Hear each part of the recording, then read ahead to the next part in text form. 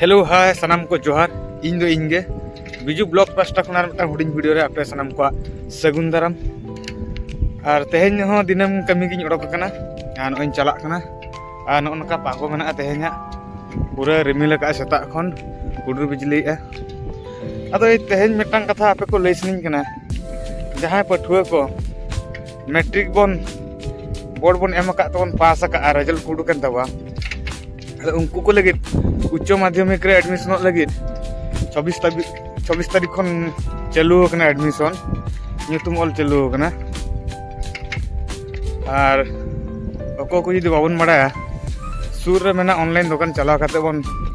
apply दाड़ा बन उच्च माध्यमिक अलग लगे +2 और जहां को उच्च माध्यमिक बन पास का मेन दो +2 बन एम का जहां पठुआ को से बहा मिश्रा को उनको को लगे +3 एडमिशन एतहबान हा और अड़ी रस्के सलाइन बड़ा हचो पे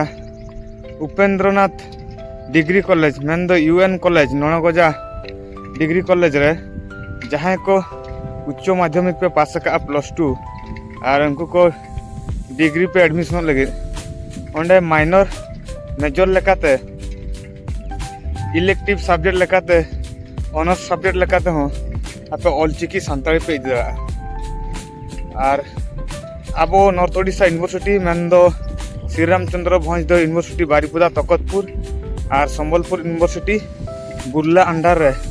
जहाँ के डिग्री कॉलेज को मेना ओना करे हो आपे ऑलचिकी साताम तो ऑलोक ना दाव पे